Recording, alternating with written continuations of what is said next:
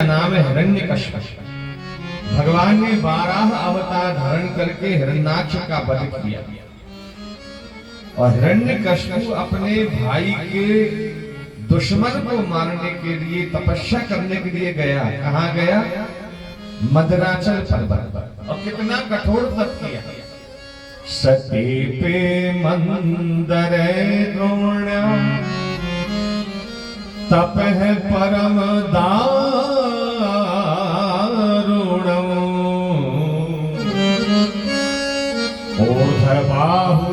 दोनों हाथ ऊपर और नभे दृष्टि आकाश में दृष्टि है। और पादांगुष्ठौ शतावनौ पैर के अंगूठों पर खड़ा है। दोनों हाथ आकाश में और दृष्टि आकाश में। ब्रह्मणे नमः ब्रह्मणे नमः ब्रह्मणे नमः भजन कर रहा। हजारों वर्ष गुजर गए, जंगल खड़ा हो गया चारों ओर, बड़े बड़े पेड़ खड़े हो गए और सूख करके कांटा हो गया, हड्डियां हड्डियां शेष रही। और ब्रह्मा जी महाराज वरदान देने के लिए आए। पानी के छींटे मारे हिरण्यकश्यप खड़ा हो गया। मैं तुझे वरदान देने के लिए आया। बोला महाराज मेरे वरदान बहुत हैं, 2-4 वरदान नहीं है। बोला तेरे जितने भी वरदान हैं सारे वरदान पूरा करने के लिए आया हूं, मांगो क्या चाहता है। बोला महाराज नांतर बही देवानक्तम। नांतर यानी ना अंदर मरू ना बाहर मरू, बही यानी बाहर। नांतर बही देवानक्तम, दिन में मरू ना रात में मरू। नक्त कहते रात। ना अंदर मरू न बाहर मरू, न दिन में मरू न रात में मरू, न मनुष्य पर मरू न पशु पर मरू, न अष्ट से मरू न षष्ठ से मरू, न जमीन पर मरू न आकाश में मरू।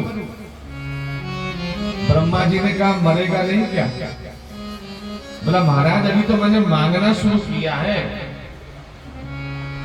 जितने भी दुनिया में तूने जातियां बनाई हैं, गंधर्व, यक्ष, किन्नर, नाग, कोई मुझसे लड़ने वाला नहीं है।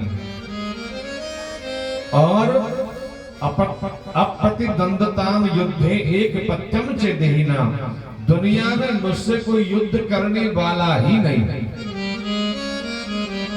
ब्रह्मा जी ने कहा अब तो बस कर। बोला एक पंक्ति में और मांग लो, एक ही पंक्ति में मांग लो। बोला मांग लो आपके बनाए हुए 12 महीनों में ना मरूं। और महाराज भूतेभ्यो तत् विशिष्टेभ्यो मृत्युरमेन भुवा प्रभो।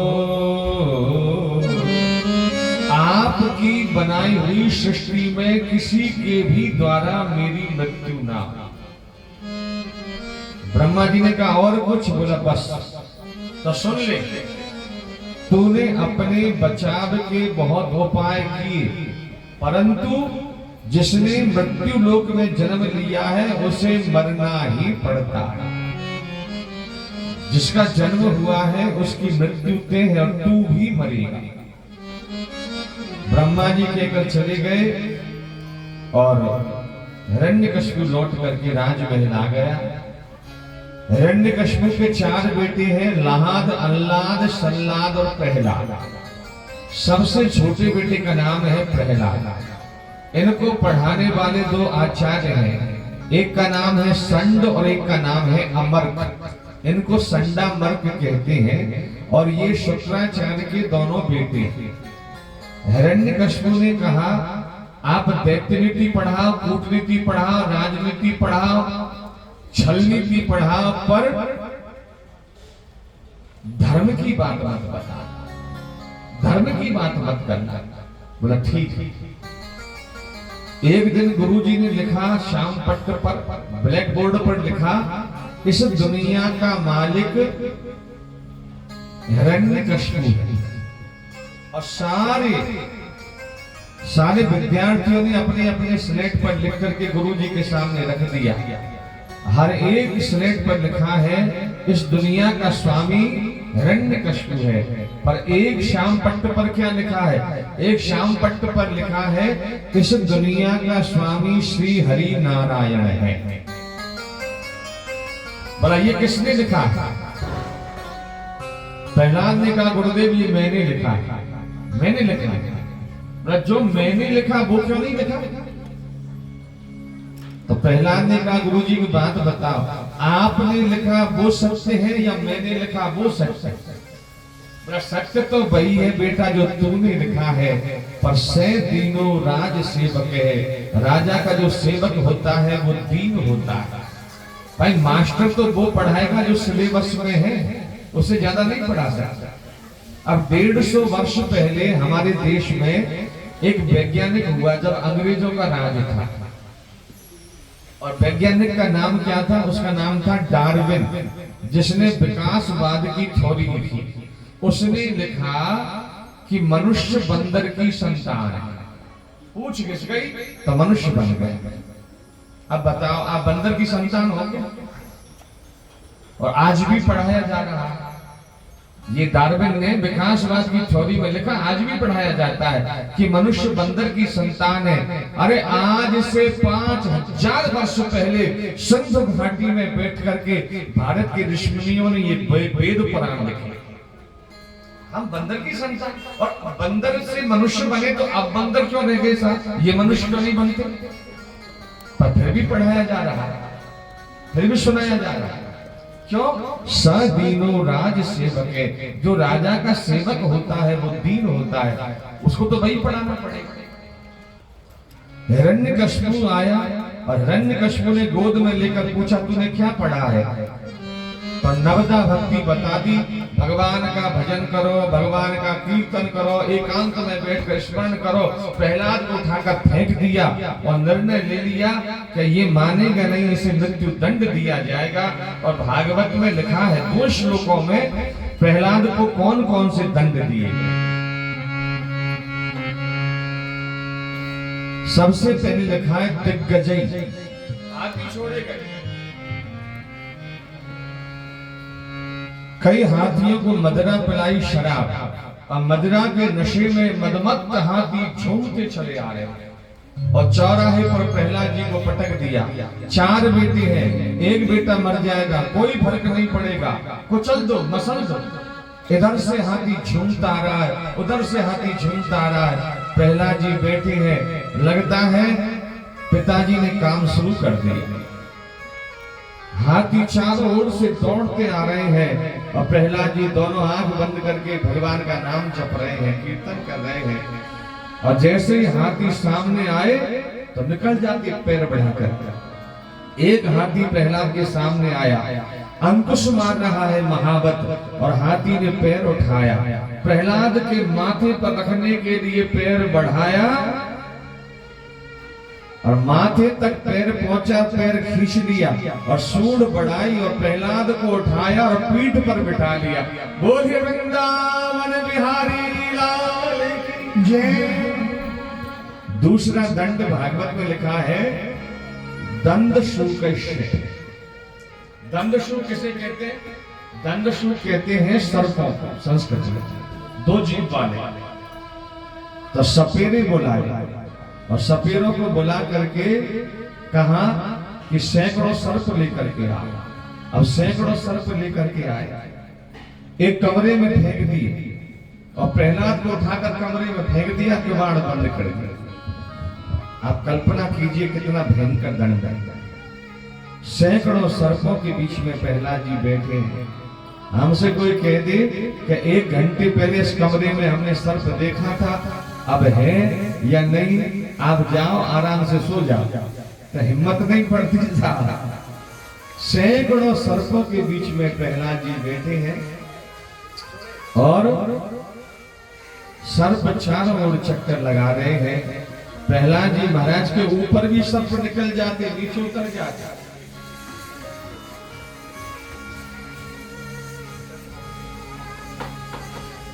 प्रहलाद जी महाराज ने हाथ जोड़कर कहा, प्रहलाद जी महाराज बोले सर्पों से, भैया हमें खाना नहीं। बोला क्यों? बोला हम और तुम तो गुरु भाई हैं, सर्पों ने कहा हमर तुम गुरु भाई कैसे हो गए? बोला मैं भगवान विष्णु का भक्त, आप भगवान शंकर के भक्त, और भगवान शंकर भगवान विष्णु की पूजा करते हैं और भगवान विष्णु भगवान शंकर की पूजा करते हैं। भाई राम जी ने भगवान शंकर की पूजा की और शंकर भगवान राम जी की पूजा करते हैं। शिवद्रोही मम दास कहावा और सोनर मोह सपनों नहीं पावा।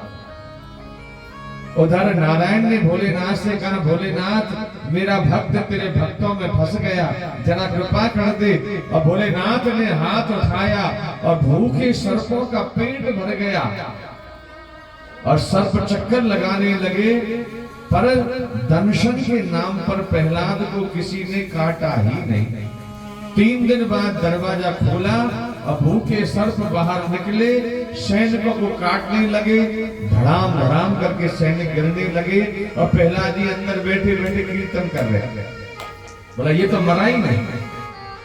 तो अगला दंड भागवत में लिखा है अभिचाराव पात नहीं। ऐसा करो तांत्रिक को बुलाओ और इस पर प्रहार करवा दो, मर जाए। एक तांत्रिक को बुलाया, अब मेरे बेटे को मार दे, हम तुम्हें मुंह मांगी इनाम देंगे। तांत्रिक घर गया और तांत्रिक ने घड़ा फोड़ा, खप्पर बनाया, आटे का बालक बनाया, चाकू लगाया, पापड़ डाला, पुड़ी डाली, उड़द डाला, सिंदूर लगाया, काजल लगाया, दीपक जलाया, मंत्र पढ़ा और तंत्र चला। तंत्र शास्त्र में लिखा है कि जिस पर तंत्र का प्रयोग किया जाता है या तो वो मरेगा, और अगर वो नहीं मरा तो जिसने तंत्र किया है वो मरेगा। एक आदमी तय है, जो पक्का तंत्र किया जाता है उसमें एक आदमी का मरना तय होता है। या तो जिस पर तंत्र किया गया है वो मरेगा, अगर वो ज्यादा बलवान है, भजन करता है, तो तंत्र का प्रयोग जिसने किया है उसी के ऊपर हो जाएगा। अब प्रहलाद जैसे भक्त का क्या बिगाड़ेगा तंत्र। प्रहलाद जी महाराज के तंत्र ने चक्कर लगाया और लौट करके आया और तांत्रिक के माथे पर गिरा। तांत्रिक का राधे राधे भूल गया, मर गया। और अगला दंड भागवत में लिखा है सन्निरुद्धि। सन्निरुद्धि करते हैं काल कोठरी में बंद किया। 7 कोठरियों के अंदर एक अंधेरी कोठरी, उसमें प्रहलाद को बंद कर दिया और 7 दरवाजे पर ताले लगा दिए गए। सैकड़ों सैनिक चक्कर लगा रहे हैं, परिंदा भी पर नहीं मारे। ऐसी व्यवस्था 1 महीने तक पड़ा रहेगा, मर जाएगा। 1 दिन गुजर गया, दूसरा दिन गुजर गया और तीसरा दिन गुजरा।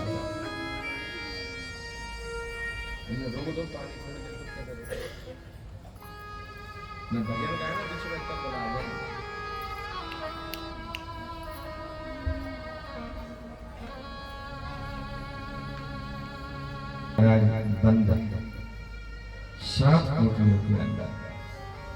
पहला दिन गुजर गया, दूसरा दिन गुजर गया और तीसरा दिन भी गुजर गया। तीसरी शाम हो गई और प्रहलाद जी महाराज ने हाथ जोड़कर भगवान से कहा, हे दीनानाथ, मैंने तो सुना तू भक्त वत्सल है, तू भक्तों पर कृपा करने वाला है। मैंने तो सुना तू दीन बंधु है, तू दीनों पर कृपा करने वाला है। मैंने तो सुना आप गरीब नवाज हैं, आप सारी दुनिया के मालिक हैं, पर मुझे क्या पता तू राक्षसों पर कृपा नहीं करता, देवताओं पर, मनुष्यों पर कृपा करता है। और अगर तू परमात्मा है, अगर तू सारी दुनिया का मालिक है, अगर तू खलक का खुदा है, तो एक बात सुन ले, अगर मैं यहाँ भूखा प्यासा मर गया कोठरी में, तो आज के बाद दुनिया में तुझे कोई दीनानाथ नहीं कहेगा, तुझे कोई दीन बंधु नहीं कहेगा, तुझे कोई भक्त वत्सल नहीं कहेगा। ये डिग्रियां तुझे तेरे नाम के आगे से काटनी पड़ेगी।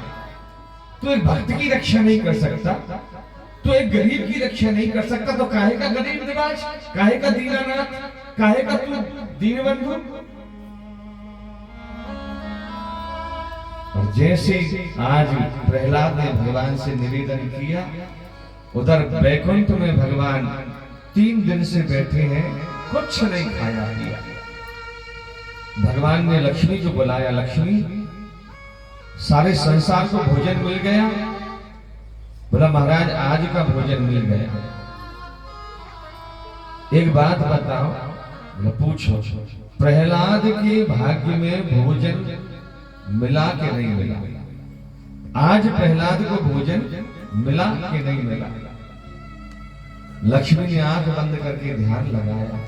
लक्ष्मी ने कहा प्रहलाद को 3 दिन से भोजन नहीं मिला, पर आज मिलने की संभावना है।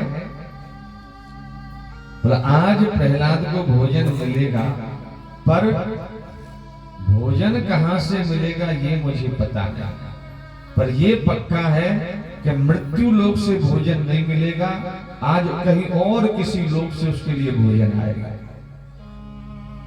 नारायण ने कहा लक्ष्मी मुझे भूख लग रही है, थाली लगा दो। 3 दिन हो गए मैंने भी भोजन नहीं किया। और लक्ष्मी ने सोने के थाल में 56 भोग लगा दिए। और प्रहलाद जी महाराज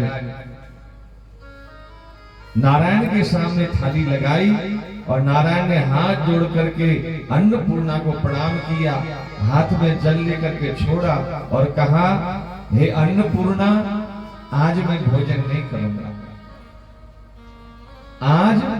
आज मेरी थाली पर विष्णु का नाम नहीं लिखा है, आज मेरा नाम नहीं लिखा है, आज मेरी थाली पर प्रहलाद का नाम लिखा है। और ठाकुर जी थाली को लेकर के खड़े हुए। लक्ष्मी ने कहा क्या कर रहे हो? तुमने कहा था ना प्रहलाद के भाग्य में भोजन है और वो मृत्यु लोक का नहीं है। आज प्रहलाद के भाग्य में वैकुंठ का भोजन लिखा है। और जैसे ही जाने लगे तो लक्ष्मी ने थाली पकड़ ली। लक्ष्मी ने कहा भोजन कराने का काम पिता का नहीं होता, भोजन कराने का काम तो माँ का होता है। आप नहीं जाओगे मैं लेकर के जाऊंगी। और लक्ष्मी थाली लेकर के आई और प्रहलाद के सामने थाली रख दी, कुछ नहीं दिखा और सुगंध उड़ने लगी भोजन की। प्रहलाद ने हाथ बढ़ाया तो देखा थाल लगा है तो रोक पड़ा। प्रहलाद ने कहा ठाकुर मुझसे गलती हो गई, मैंने तो आपसे शिकायत कर दी। भक्त का स्वभाव है, भक्त कभी भगवान से शिकायत करता ही नहीं है और जो मांगता है वो भक्त होता ही नहीं है। मांगने वाला भक्त नहीं हो सकता, वो तो मजदूर है। आपने भगवान का भजन किया कि ठाकुर जी मेरे बेटे की नौकरी लगा दे, एक गाड़ी ला दे, एक मकान बना दे। ये कौन है? मजदूरी की, हमने भगवान का भजन किया, हमने मांग लिया। जो सच्चा भक्त होता है भगवान का, वो भगवान से कुछ मांगता है। भक्ति में मांग शब्द होता ही नहीं। और जो भगवान से नहीं मांगता भगवान उससे मांगता है। केवट ने भगवान से नहीं मांगा तो बाबा जी ने लिखा मांगी नाम न केवट। भगवान को मांगना पड़ा केवट से। जो भगवान से नहीं मांगता उससे भगवान मांगता। प्रहलाद जी महाराज ने कहा दीनानाथ गलती हो गई, मुझे क्या पता। अरे हमारे दुनिया में आने से 4 महीने पहले जिसने हमारे भोजन की व्यवस्था कर दिया।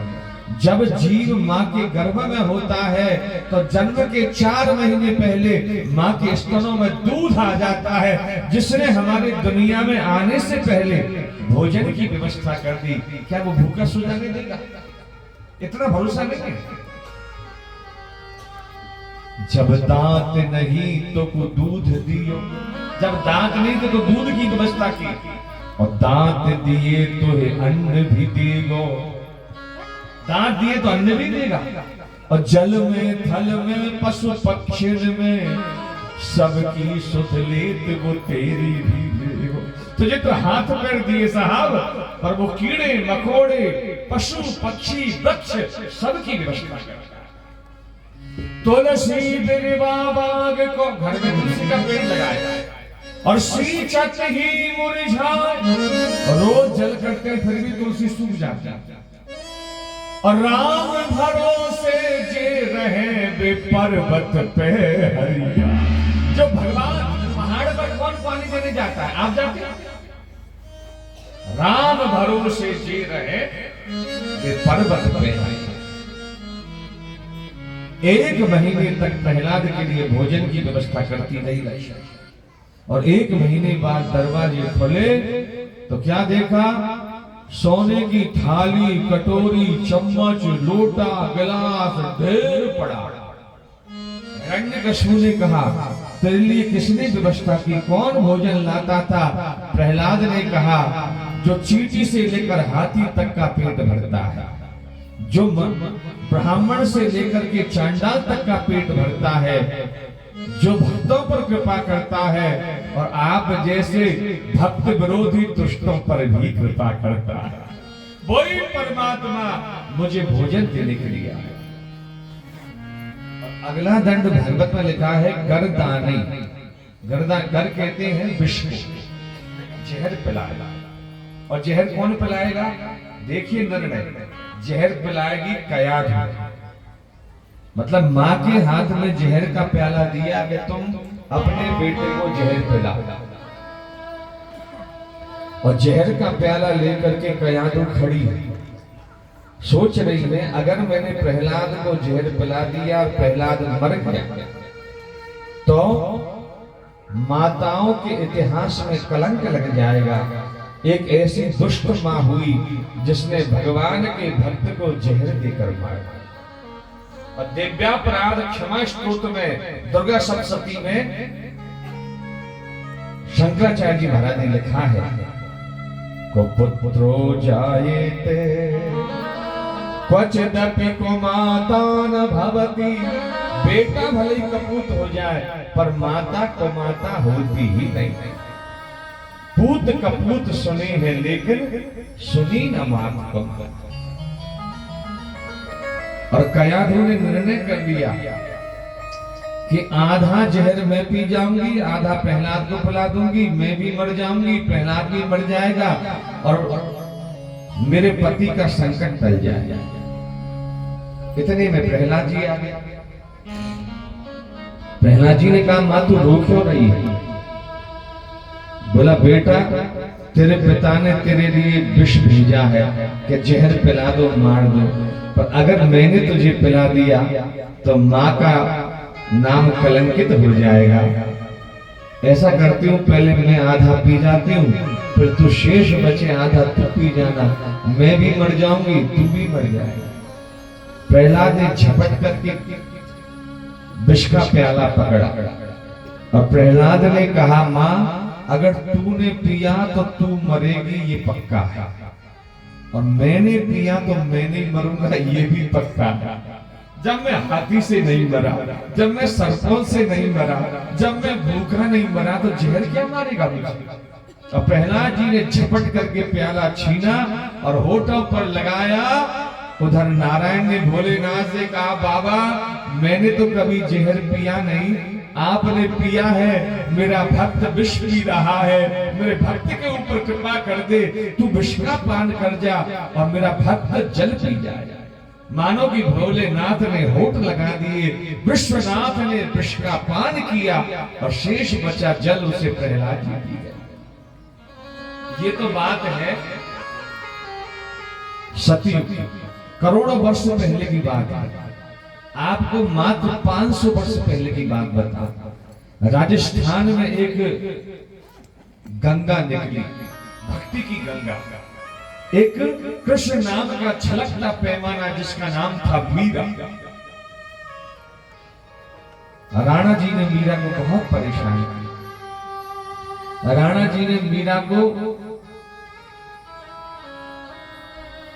कभी शालिग्राम के बहाने सर्प भेजा।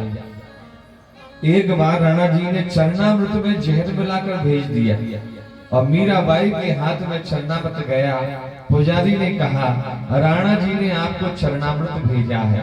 और जैसे मीराबाई पीने लगी तो मीराबाई की दासी जिसका नाम था बीणा, बीणा ने कहा, बाई साहब आप प्याले के मायने विष है, यानी इस पात्र में चरणामृत नहीं है, इस पात्र में जहर है, विष है। इसे पीना नहीं। और जैसे ही मीराबाई ने चरणामृत को देखा तो मीराबाई ने क्या देखा, उस चरणामृत के जल में मीराबाई को गिरधर गोपाल तैरता हुआ नजर आया। अरे जिसमें मेरा गिरधर गोपाल है उसमें विष कहां से हो सकता है। और मीराबाई उसको पी गई। मीराबाई ने खुद लिखा, पहर जहर को प्यालो राणा ने भेजो, और पीबत मीरा हासी पग घोरू बांध मीरा नाच।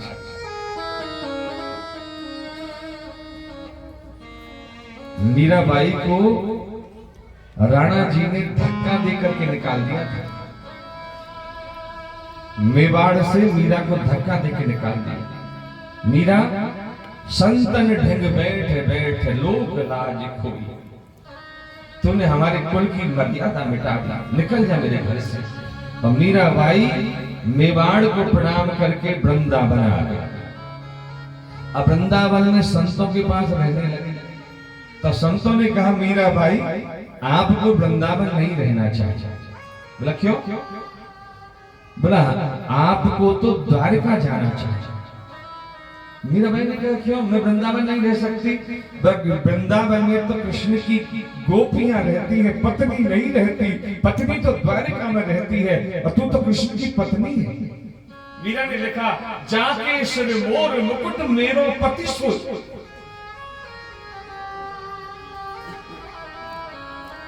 आप द्वारका जाओ, आपकी जगह द्वारका में। मीराबाई वृंदावन छोड़ करके द्वारका पहुंची।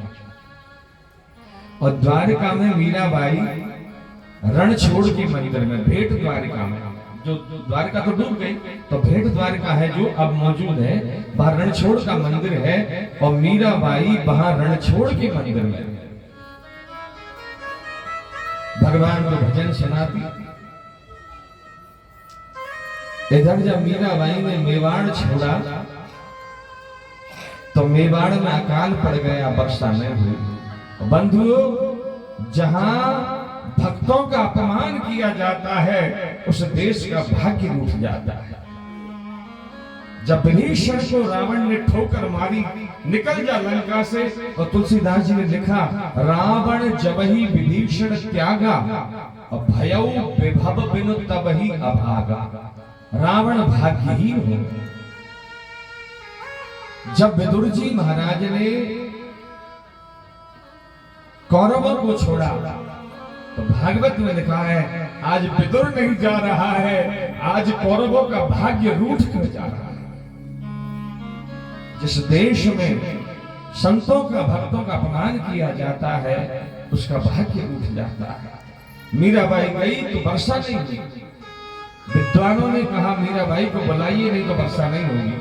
तो मीराबाई को लेने के लिए बड़े बड़े आदमी वृंदावन आए। वृंदावन में मीराबाई नहीं मिली। खबर मिली कि मीराबाई द्वारका में। तो द्वारका पहुंच गए, रणछोड़ के मंदिर में पहुंचे। मीराबाई तारा लेके नाच रही है, मेरे तो गिरधर गोपाल दूसरो नाको, जाके सिर मोर मुकुट मेरो पति सुत।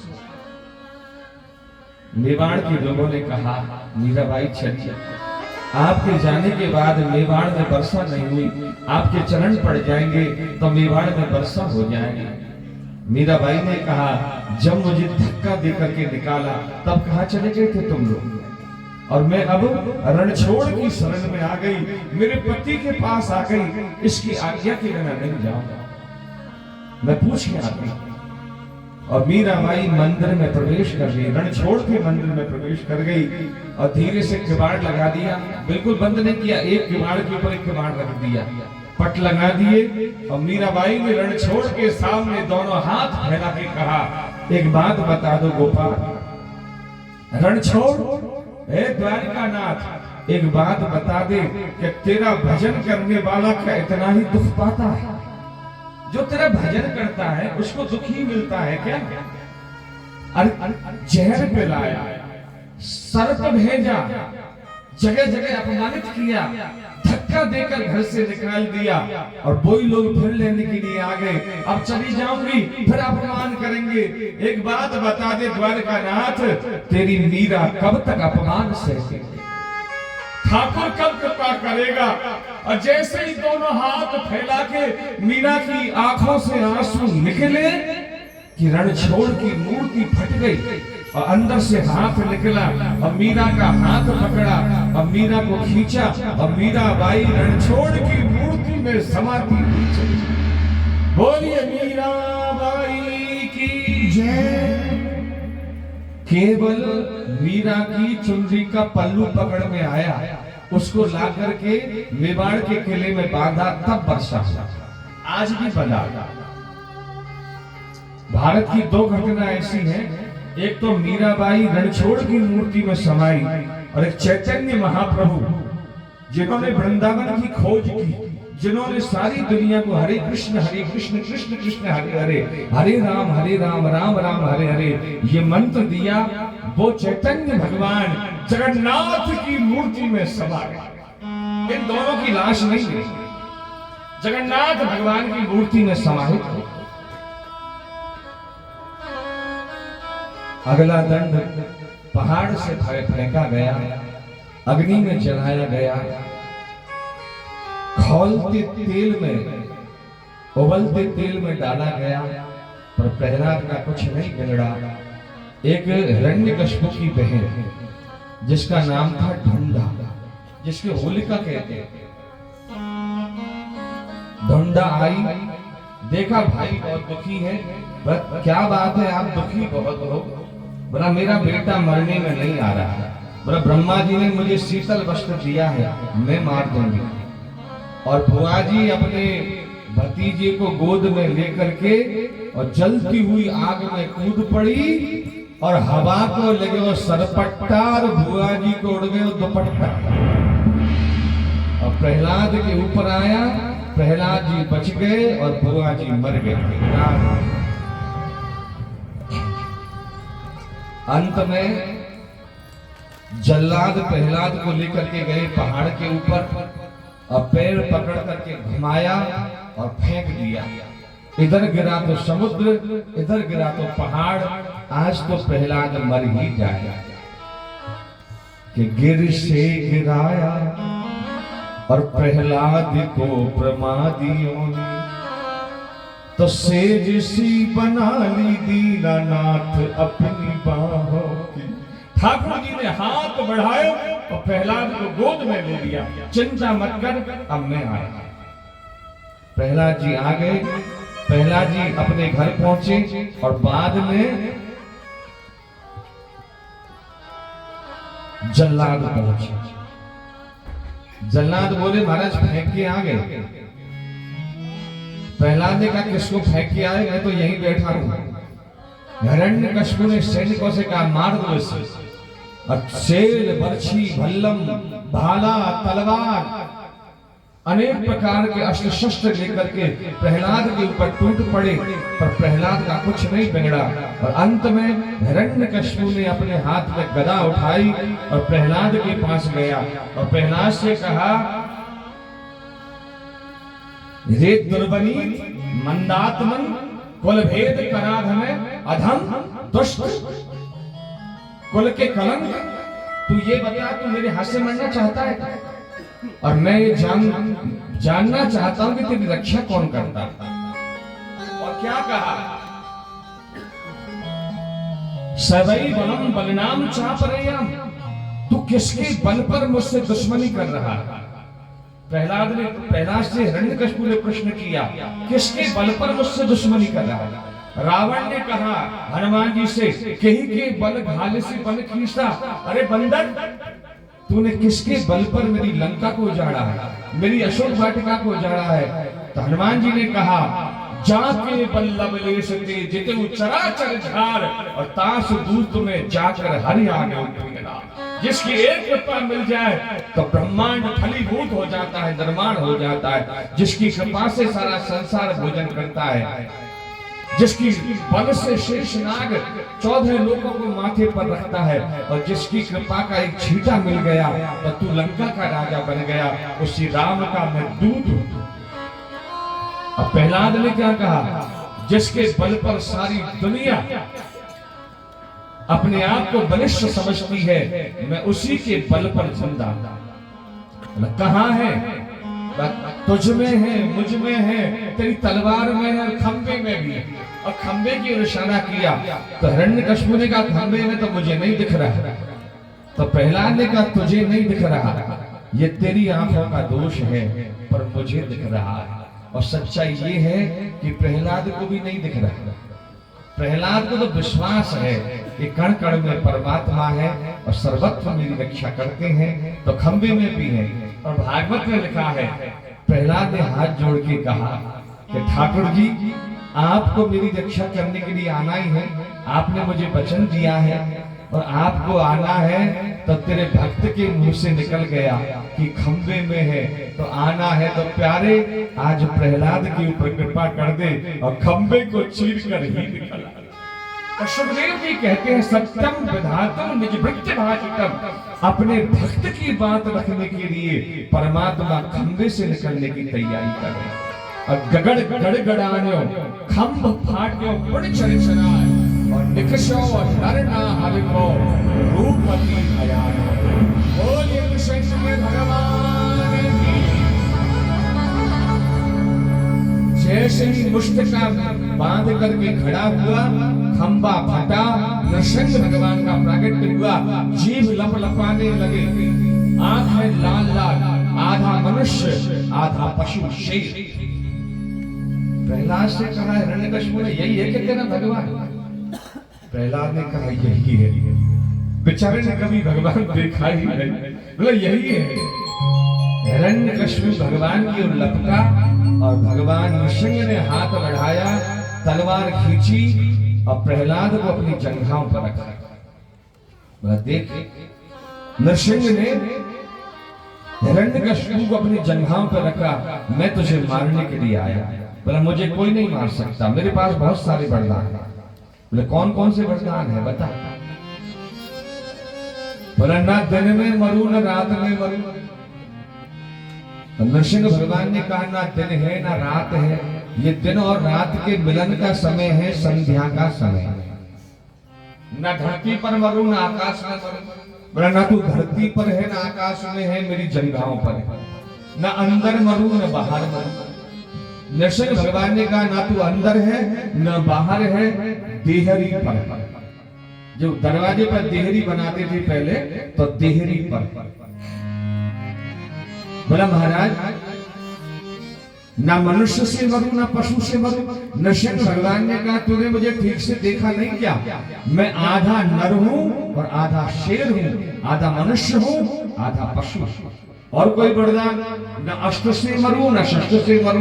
नृसिंह भगवान ने कहा ना मेरे हाथ में तलवार है, न गदा है, न भाला है, न बर्छी है, न बल्लम है, न सेद है। मेरे नाखून देख, तेरे पेट में गड़ाऊंगा और चीर करके झर्र से 2 टुकड़े करूंगा। और कोई वरदान? बोला ब्रह्मा के बनाए हुए 12 महीनों में ना मरूं। तो नृसिंह भगवान ने कहा हिरण्यकशिपु तुझे मारने के लिए मैंने 13वां महीना बनाया है, अधिक मास बनाया है, मलमास बनाया है, पुरुषोत्तम मास बनाया है। अब आने वाला है ना ज्येष्ठ में, 2 ज्येष्ठ है इस बार। अधिक मास बनाया है तुझे मारने। भगवान ने अधिक मास में हिरण्यकशिपु को मारा। और कोई वरदान? बोला ब्रह्मा की बनाई हुई सृष्टि में किसी के भी द्वारा मेरी मृत्यु ना हो। नृसिंह भगवान ने कहा मूर्ख हिरण्यकशिपु, ब्रह्मा ने मुझे नहीं बनाया, ब्रह्मा को मैंने बनाया है। ब्रह्मा मेरा बाप नहीं है, ब्रह्मा का बाप मैं हूं। और कोई वरदान? बोला अब कुछ नहीं है। और नृसिंह भगवान ने दोनों हाथ मिलाए, पेट में गड़ाए और झर्र से चीर कर और आंत निकाल ली। हिरण्यकशिपु की आंतें निकाल कर गले में पहन ली। नृसिंह भगवान का नाम लिखा है आंत्रमाली। मनुष्य की आंतों को पहनने वाली, माला पहनने वाले आंत्रमाली। इतना क्रोध किया नृसिंह भगवान ने कि भगवान का क्रोध शांत ही नहीं। सारे देवता हाथ जोड़कर प्रार्थना कर रहे हैं लक्ष्मी को लाए। और लक्ष्मी पैरों में घुंघरू बांधकर पेंजरी पहन के आई, छम छम छम छम। नृसिंह भगवान ने मारी हुंकार तो थाली पटक के भाग गए। ताजी आगे बढ़े और नृसिंह भगवान के सामने खड़े हो और 40 श्लोकों में प्रहलाद जी महाराज ने भगवान की प्रार्थना। ब्रह्मा दया सुरगणा मनयोथ सिद्धे सत्वेक तान मतयो बच सांप्रवाय नाराधितुम पुरगुणै रधनाप विप्रो किंतोष्टुमर्हति समे हरि रुद्र।